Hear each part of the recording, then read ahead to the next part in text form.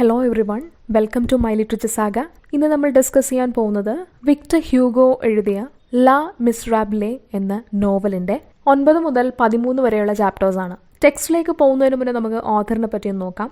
Victor Marie Hugo, he was a French poet, novelist, dramatist of the romantic period. Romantic പീരീഡിലെ ഏറ്റവും famous ആയിട്ടുള്ള ഒരു novelist ആയിരുന്നു Victor Marie Hugo, and he is considered to be one of the greatest and best non French writers. അദ്ദേഹത്തിന്റെ പ്രധാനപ്പെട്ട works ആണ് La Miserables, the Hunchback of Notre Dame et cetera. നമുക്ക് പഠിക്കാനുള്ള ലാ മിസറാബിലെ അതൊരു ഫ്രഞ്ച് ഹിസ്റ്റോറിക്കൽ നോവലാണ്. അത് പബ്ലിഷ് ചെയ്യുന്നത് ആദ്യമായിട്ട് 1862 19th സെഞ്ച്വറി കണ്ടതിൽ വെച്ച് ഏറ്റവും വലിയ നോവൽസിൽ ഒന്നാണ് ലാ മിസറാബിലെ. പിന്നീട് അത് ഇംഗ്ലീഷിലേക്ക് ട്രാൻസ്ലേറ്റ് ചെയ്തപ്പോൾ അതിന്റെ ചില വേർഷൻസിൽ മാത്രമേ ഫ്രഞ്ച് ടൈറ്റിൽ റീറ്റെയിൻ ചെയ്തിരുന്നുള്ളൂ. ചില വേർഷൻസിലെല്ലാം ടൈറ്റിലും ട്രാൻസ്ലേറ്റ് ചെയ്യപ്പെട്ടു. The miserables, the wretched, the miserable ones, the poor ones, the wretched poor, the victims, the dispossessed എന്നുള്ള പല ടൈറ്റിൽസും പിന്നീട് അതിന് നൽകുകയുണ്ടായി. ലാ മിസറാബിലെ എന്നുള്ള ടൈറ്റിലിന്റെ അർത്ഥം ദ മിസറബിൾ എന്നാണ്. കഷ്ടപ്പാട് അനുഭവിക്കുന്ന വ്യക്തി അല്ലെങ്കിൽ വ്യക്തികൾ, അവരുടെ ഒരു റെപ്രസെന്റേറ്റീവ് ആണ് നമ്മളുടെ ഈ നോവലിലെ പ്രൊട്ടാഗണിസ്റ്റ്. ഇനി നമുക്ക് ഇതിന്റെ സെറ്റിംഗും ബാക്ക്ഗ്രൗണ്ടും ഒന്ന് നോക്കാം. The story of this novel is set in a French town named Digne. 1815 കാലഘട്ടം. 1815 ഡിഗ്നെയാണ് ഇതിന്റെ ബാക്ക്ഗ്രൗണ്ട് ആയിട്ട് വരുന്നത്. ഇതിലെ പ്രൊട്ടാഗണിസ്റ്റ് ജീൻ വാൽജൻ ആണ്. അദ്ദേഹം ഒരു പീസന്റ് ആയിരുന്നു. പക്ഷേ 19 വർഷമായിട്ട് അദ്ദേഹം ജയിലിലാണ്, ഇംപ്രിസൻഡ് ആണ്. എന്തിനാണ് ഇയാള് ജയിലിൽ അടച്ചത് എന്ന് ചോദിച്ചാൽ, പട്ടിണി കൊണ്ട് മരിക്കാറായ അയാളുടെ സഹോദരിക്കും സഹോദരിയുടെ മക്കൾക്കും വേണ്ടിയിട്ട് കുറച്ച് ബ്രെഡ് മോഷ്ടിച്ചു എന്നുള്ള കുറ്റത്തിനാണ് അദ്ദേഹത്തെ ജയിലിൽ അടച്ചത്. 5 വർഷം ബ്രെഡ് മോഷ്ടിച്ചു എന്നുള്ള കുറ്റത്തിനും പിന്നീട് പലതവണ ജയിലിൽ ചാടാൻ നോക്കി എന്നുള്ള കുറ്റത്തിനാണ് ബാക്കി 14 വർഷം അദ്ദേഹത്തെ ജയിലിൽ അടച്ചത്. ജയിൽ മോചിതനായെങ്കിലും തിരിച്ചു വന്ന വാൽജന് അത്ര നല്ല റിസപ്ഷനൊന്നും അല്ല ഡിഗ്നിയിൽ ലഭിച്ചത്. അദ്ദേഹത്തിന് താമസിക്കാനായിട്ട് സ്ഥലം നൽകാൻ ആരും തയ്യാറായില്ല. ഈവൻ ഒരു റെസ്റ്റോറൻറ്റിലിരുന്ന് ഭക്ഷണം കഴിക്കാൻ പോലും അദ്ദേഹത്തിന് അനുമതി ഉണ്ടായിരുന്നില്ല. കാരണം അദ്ദേഹം ഒരു കുറ്റവാളിയാണ് എന്ന് ആരോപിച്ചിട്ട്. അങ്ങനെ ഒരു ദിവസം അയാള് സ്ട്രീറ്റിൽ കിടന്നുറങ്ങുന്നു.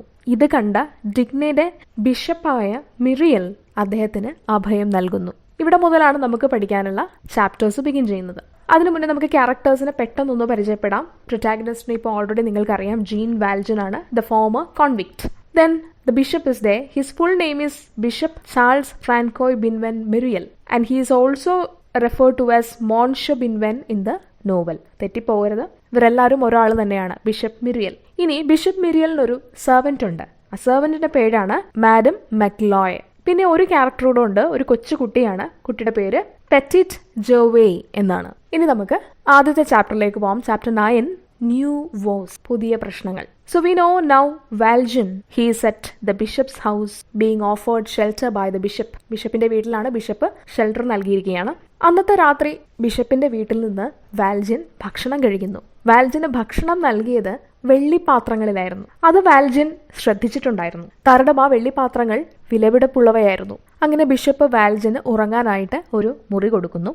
But Valjean couldn't sleep that night, recounting the bitter experiences of his past life. വാൽജന് പക്ഷെ ഉറങ്ങാനായിട്ട് സാധിച്ചില്ല. കഴിഞ്ഞുപോയ കാലത്തെ ബിറ്റർ ആയിട്ടുള്ള എക്സ്പീരിയൻസസ് ഓരോന്നോരോന്നായിട്ട് അയാൾക്ക് ഓർമ്മ വരികയാണ്. അയാൾക്ക് ആദ്യം ഫീൽ ചെയ്യാണ്, ജയിലിൽ അയാൾ ശരിക്കും കഷ്ടപ്പെട്ടു, പക്ഷെ അയാൾ ചെയ്ത ജോലികൾക്ക് അയാൾക്ക് കിട്ടേണ്ടിയിരുന്ന പ്രതിഫലം ലഭിച്ചില്ല എന്നൊരു ചിന്ത ഇയാൾക്കുണ്ടാകുന്നു. He feels that he was not fairly paid for his work done in prison and he feels robbed. അയാളെ വഞ്ചിച്ചതായിട്ട് അയാൾക്ക് ഫീൽ ചെയ്യാണ്. And Valjean calculated that his 19-year-long life in prison ought to have amounted to 171 francs.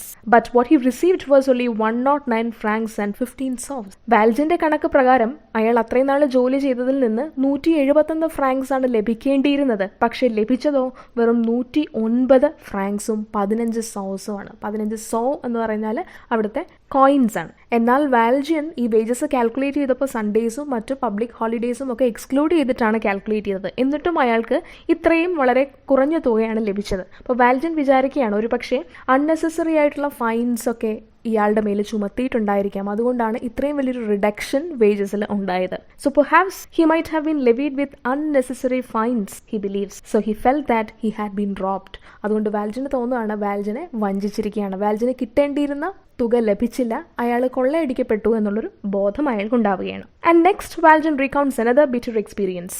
ഇനി മറ്റൊരു experience അയാൾ ഓർക്കുകയാണ്. അയാൾ jail മോചിതനായ പിറ്റേ ദിവസം അയാൾ നടന്നു വരുമ്പോൾ കാണുന്നൊരു കാഴ്ചയാണ്, ഒരു ഡിസ്റ്റിലറിയുടെ ഫ്രണ്ടില് കുറെ പേര് ചുമട് ചുമക്കുന്നു. വാൽജൻ നേരെ ആ ഡിസ്റ്റിലറിയുടെ ഫോർമാനെ, സൂപ്പർവൈസറിനെ അപ്രോച്ച് ചെയ്യുന്നു. വാൽജനും വർക്ക് ചെയ്യാൻ ആഗ്രഹമുണ്ടെന്ന് പറയുന്നു. അയാൾ വാൽജന് ജോലി നൽകുകയും ചെയ്യുന്നു.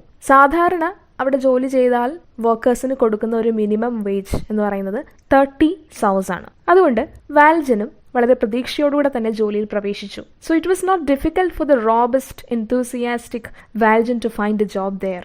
The foreman too was pleased. But after some time, a French police officer came and asked Valjean to produce his papers. കുറച്ചു കഴിഞ്ഞപ്പോൾ ഒരു ഫ്രഞ്ച് പോലീസ് ഓഫീസർ വന്നിട്ട് വാൽജനോട് അയാളുടെ പേപ്പേഴ്സ് എല്ലാം കാണിക്കാനായിട്ട് പറഞ്ഞു.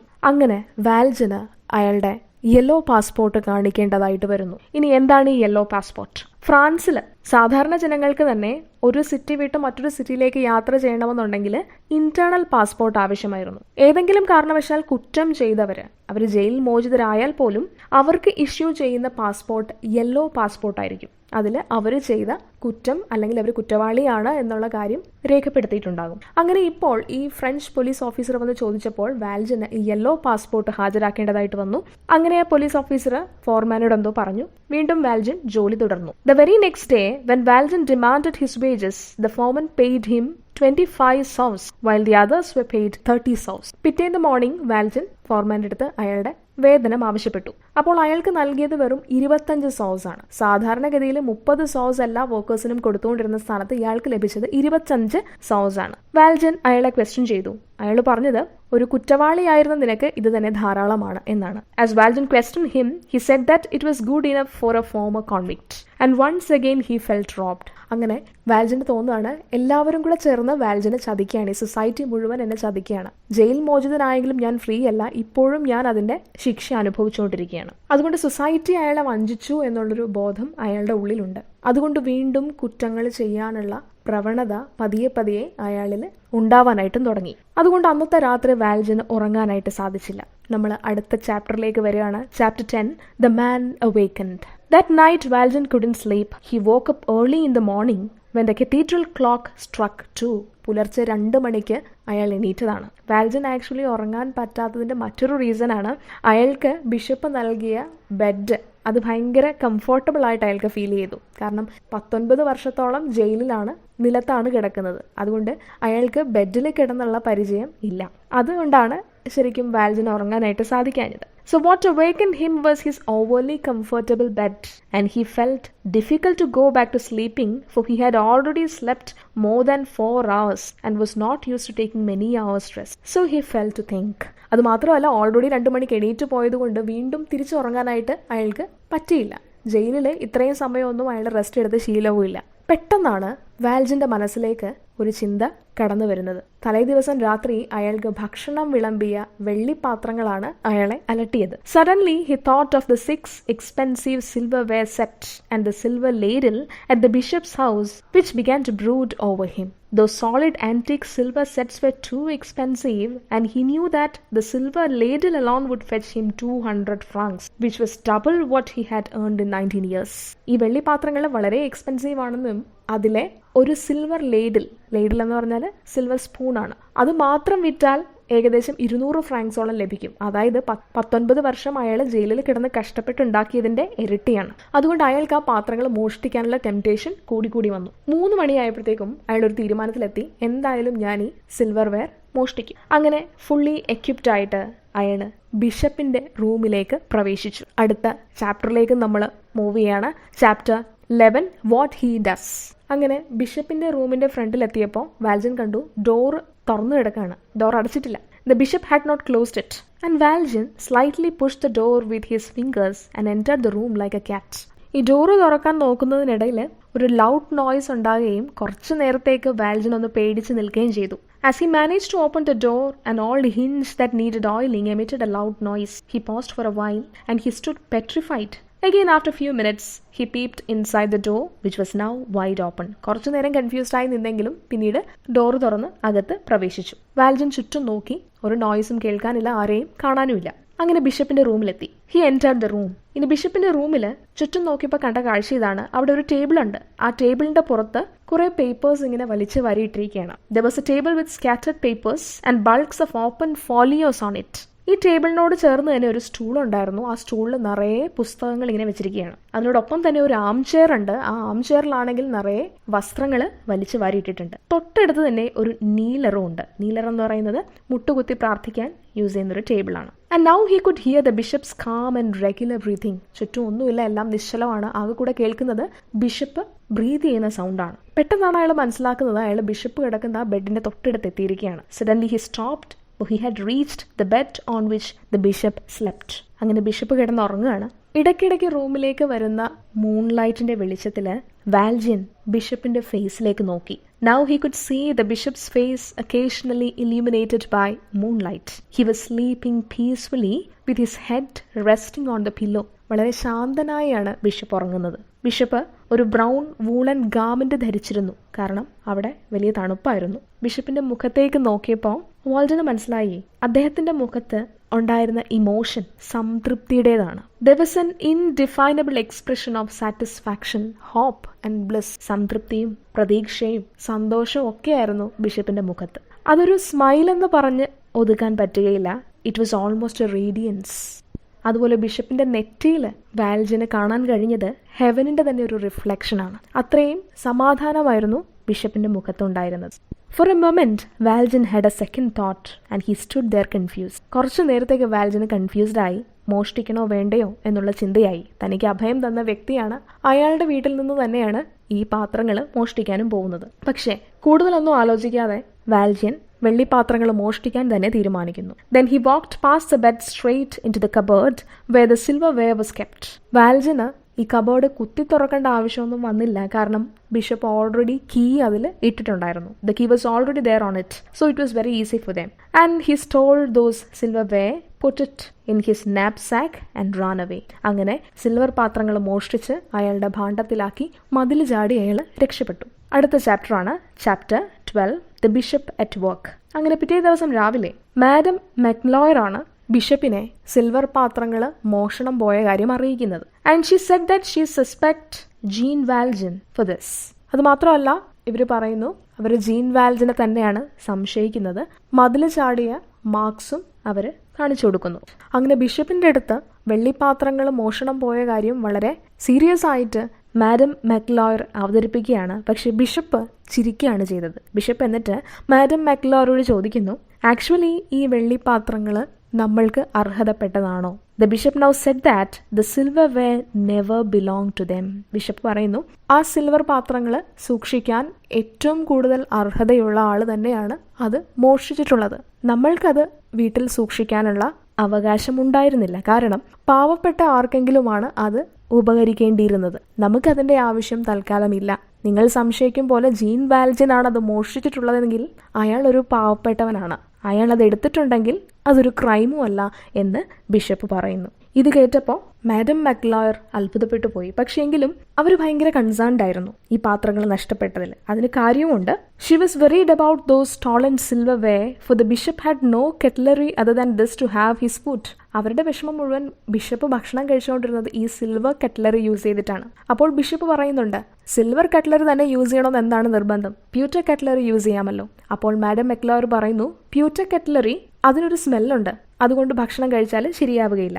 അപ്പോൾ ബിഷപ്പ് പറയുന്നു, അങ്ങനെയാണെങ്കിൽ ടിൻ കട്ട്ലറി യൂസ് ചെയ്യാം. അപ്പോൾ അവർ പറയുന്നു, ടിൻ കട്ട്ലറിയിൽ കഴിച്ചു കഴിഞ്ഞാൽ ഒരു ഫൗൾ ടേസ്റ്റ് തോന്നും. അങ്ങനെ ബിഷപ്പ് അവസാനം മാഡം മെക്ലോയറിനെ കൺസോൾ ചെയ്യുന്നു. ഓക്കെ, ഇതൊക്കെ പൊക്കിയോട്ടെ, ഇനി വുഡൻ കട്ട്ലറി യൂസ് ചെയ്ത് ഭക്ഷണം കഴിക്കാം എന്ന് പറയുന്നു. Finally the bishop consoles her by saying that he can have food by wooden cutlery.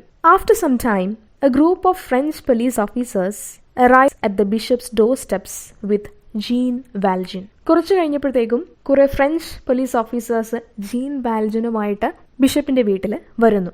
City border cross ചെയ്ത ജീൻ വാൽജിന്റെ ഭാണ്ഡം പരിശോധിച്ചപ്പോൾ അവർ ഈ വെള്ളിപ്പാത്രങ്ങൾ കണ്ടു. അതുകൊണ്ടാണ് അവർ പിടികൂടി ഇവിടെ കൊണ്ടുവന്നത്. പക്ഷെ ഇയാളെ കണ്ടപ്പോൾ തന്നെ ബിഷപ്പ് പറഞ്ഞു, വാൽജിൻ, ഞാൻ നിങ്ങൾക്ക് വേണ്ടി വെയിറ്റ് ചെയ്യുകയായിരുന്നു. നിങ്ങൾ എന്തുകൊണ്ടാണ് ഈ സിൽവർ ക്യാൻഡിൽ സ്റ്റിക്ക് കൂടെ ഇവിടെ ഉപേക്ഷിച്ചിട്ട് പോയത്? നിങ്ങൾക്ക് ഞാൻ വെള്ളിപ്പാത്രങ്ങൾ തന്നതോടൊപ്പം ഈ സിൽവർ ക്യാൻഡിൽ സ്റ്റിക്കും തന്നായിരുന്നല്ലോ. അത് പക്ഷെ നിങ്ങൾ എന്തുകൊണ്ട് കൊണ്ടുപോയില്ല?